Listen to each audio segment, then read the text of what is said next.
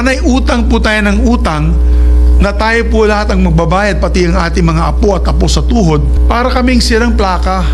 Because my first speech when I entered in 2007 was about climate change. My first ever speech as a senator. That strong words, yung mainit na pagsasalita, yung panginginsulto sa mga taong na gumagawa nitong mga I'd say katiwalian na ito na talagang apektadong taong bayan, hindi sapat ang magiging galit lamang at pagsabihan ito mga to, at dapat kasuhan natin ito mga.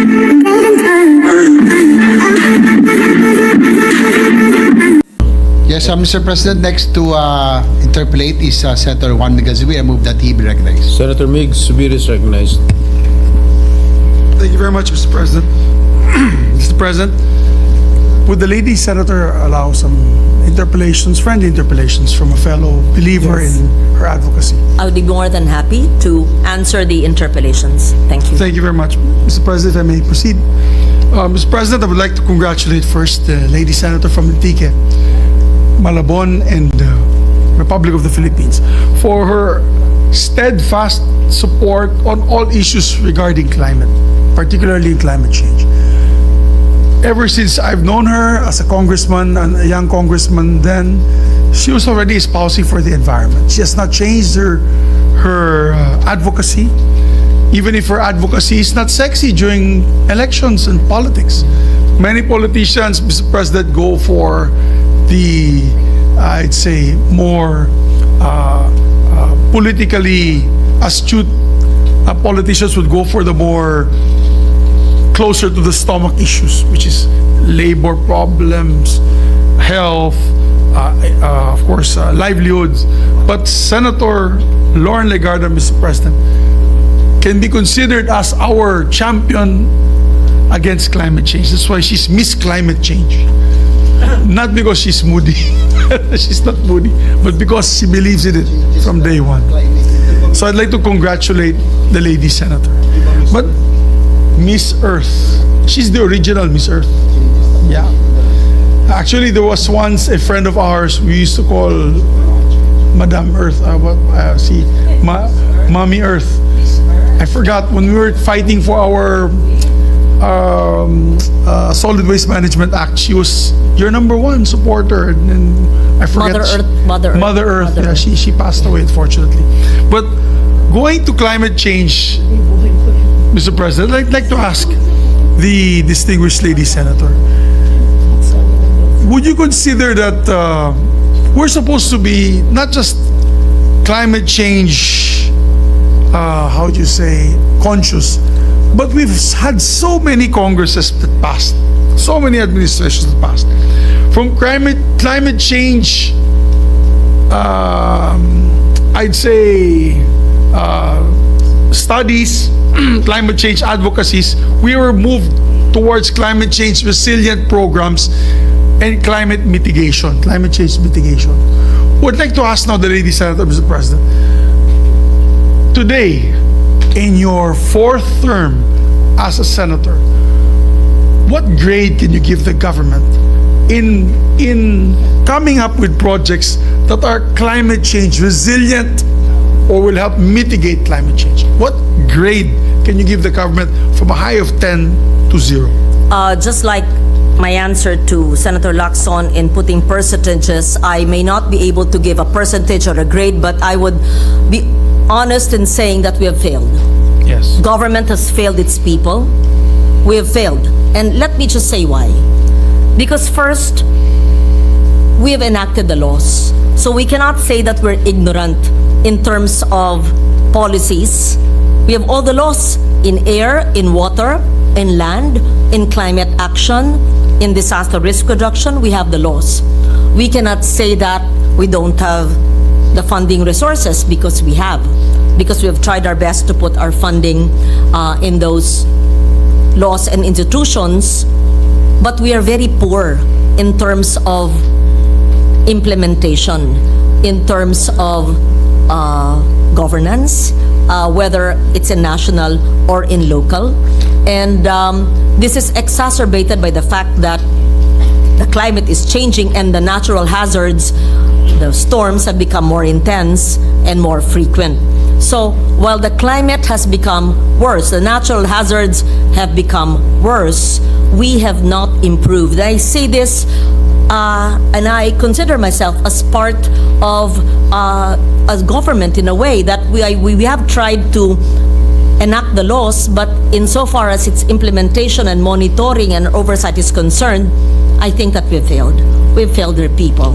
Yes. And I- I would not pin the blame on one person, one institution, one administration. It's been going on for so long, and I think that we must really find the solution. But the solution actually lies here. It's so simple. Shouldn't we clean our drainages and canals every day, and not only when there's a typhoon? Pagbaha lang, should we not actually follow the hazard maps because they are the no-build zones? Should we not actually evacuate our people in due time because we have early warning systems, unlike in Ondoy when we did not have the Doppler radar in 2009?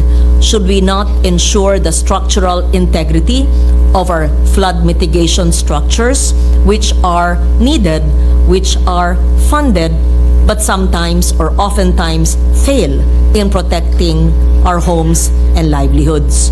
And so, I think we've failed. That is my humble opinion. Perhaps the engineers or those who are implementing our laws would think otherwise, and I would like to be convinced that we have not failed. But you see the results, the continued loss of lives, and the flooding even when there's no rain shows that it's not working. I have to agree with the lady senator, Mr. President, that it's been a failure. We've seen a lot of infrastructure projects that are put up. It may be due to the corruption that's slowly being brought out now in the consciousness of each and everyone. Social media, we thank social media for bringing it out to the consciousness of almost every member of society now, whether they're rich or poor. And I give you an example, Mr. President. In Bicol, where my mom is from, she's from Albay.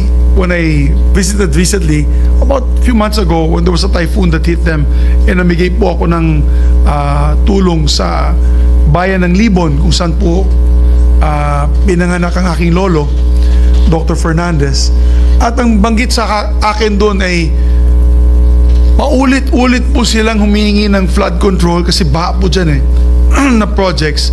Ang problema daw, Mr. President, ay parang chop suey na hindi po siya master plan. Ang gagawin, maglalagay po ng dike dito, wala naman dike sa gitna, lalagay naman ng dike dito sa kabila. So kung sana lang po may butas, doon lumalabas ang tubig, nababaha pa rin po yung mga barangay.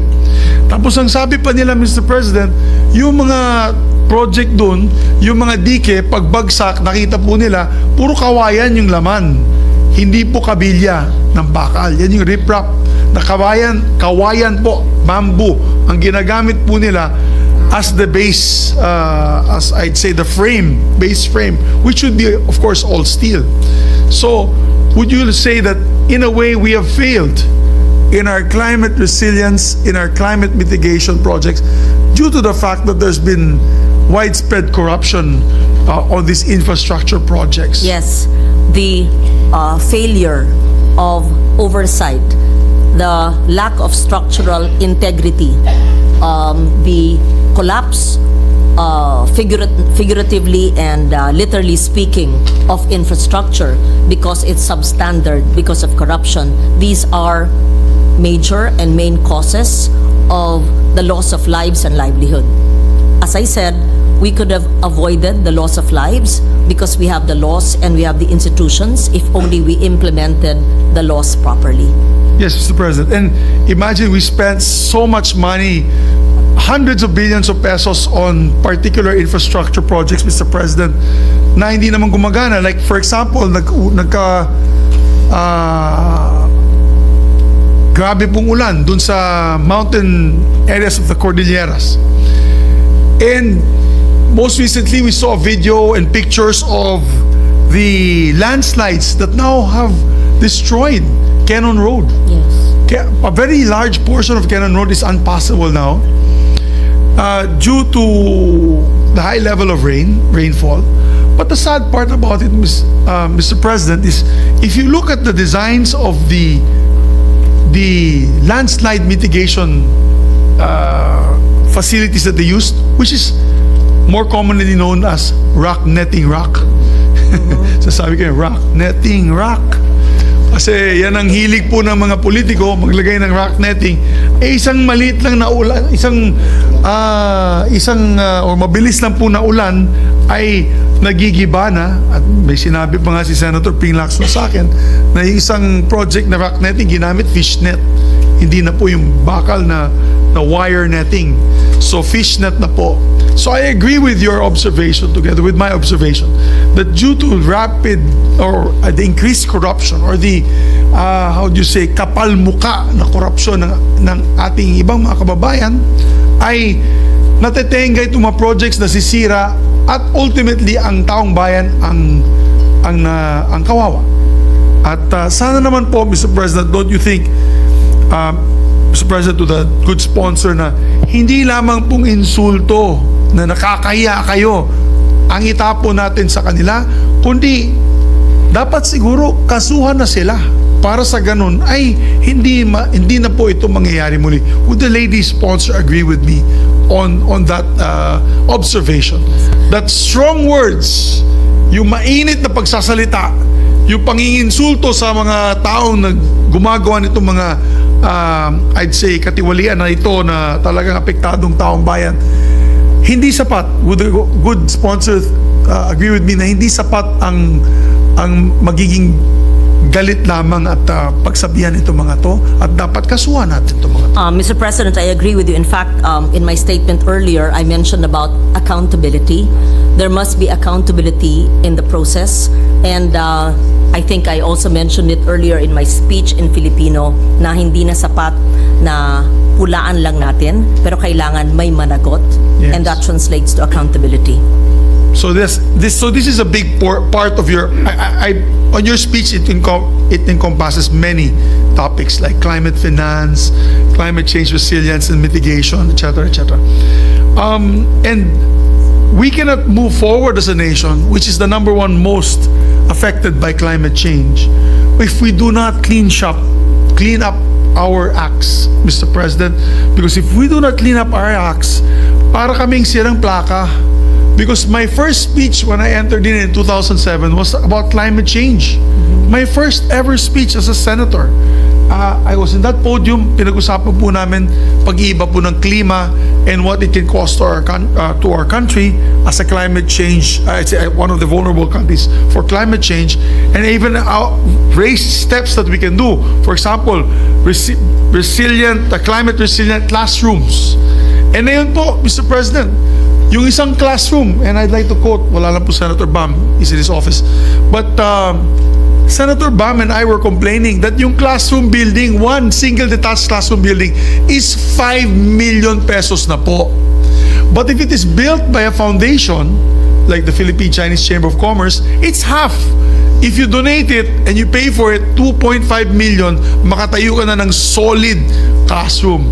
Yung masama pa dito sa 5 million, Mr. President, parang substandard pa, walang banyo, nasisira yung kesame kaagad pag may malakas na hangin, and that is why we're so inefficient in utilizing our funds that panay utang po tayo ng utang na tayo po lahat ang magbabayad, pati ang ating mga apo at apo sa tuhod, at pumapasok na ito sa iilang tao lamang sa kanilang bulsa dahil sa korupsyon. As a matter of fact, I'm excited to hear the expose of Senator Ping Lacson.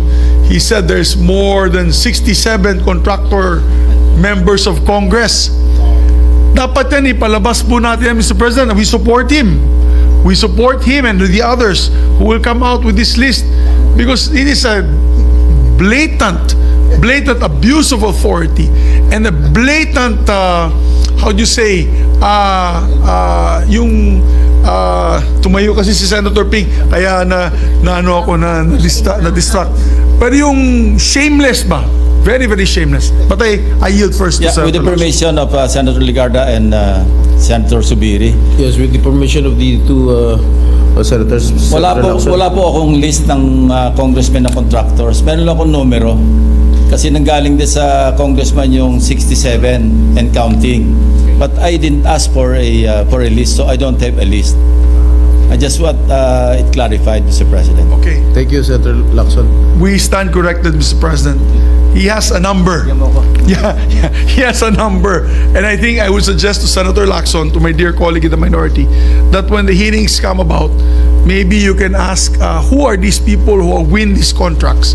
And then who are these 67 or who are these contractors, and if they have familiar names, kasi we can compel the Securities and Exchange Commission to give the ownership structure of these companies. Malalaman din natin kung sino talaga itong mga sounds like. Kung yung pangalan ng congressman ay ganito, tapos yung pangalan ng contractor ay ganito, sounds like the same, baka kamag-anak po. Kaya dapat silipin natin po yan. Because there's a huge conflict of interest. That is the word that I was looking for. A conflict of interest which has never been seen in any other country, especially first world country, Mr. President. Yung mga Hapon naghahari-kiri, napapakamatay dahil sa isang shameful, action done by this person. Nagpapakamatay na. Dito sa atin po, hindi. Lalong yumayaman. Kaya I feel for the lady senator. We have been talking about climate change from the very first day that climate change was put in the consciousness of the world by no other than Vice President Al Gore.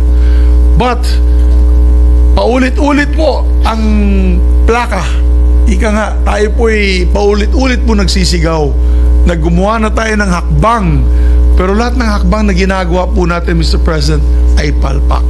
Kaya, I support the lady senator on her crusade. And I wish actually, Mr. President, if possible, if we can return back to her the Senate Committee on Climate Change, because she actually was the chairperson of the Senate Committee on Climate Change. Kasalanan ko po yun. Nung majority leader po ako, kinausap ako ni Senator Frank Drilon, ang minority leader.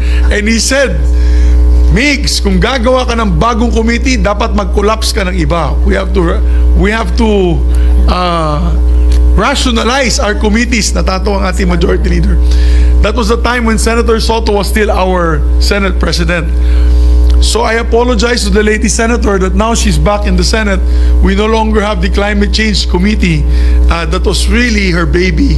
And she did so much work there that I'm appealing maybe one day we can return that committee back as a standing committee of the Senate, which is a standing committee, by the way, in the House of Representatives, and hopefully nominate her once again as the chair of the Climate Change Committee. Thank you for mentioning that, Mr. President. It was in 2009. I was on my second term when I pleaded to the whole body to create the Senate Committee on Climate Change, because as I mentioned, and as you all very well know, climate change is not only an environmental issue. It is an overarching, it's an issue of national security. It's an issue of health and agriculture and livelihoods. And so it was an enlightened Senate in 2009 that created the Standing Committee on Climate Change. And I chaired it until my third term in 2019. And to my disappointment, my two good friends and allies, Senator Soto and Senator Zubiri, had abolished it and subsumed it under environment, which is not really an enlightened move. Because, as we all know, and I'll say it again, climate change is both agriculture and food, national security, education, and health. It should be a stand-alone committee. But then, committee or no committee, I stand before you to urge for urgent climate action. And Yes. I accept your apology. Yes, that's why I'm apologizing.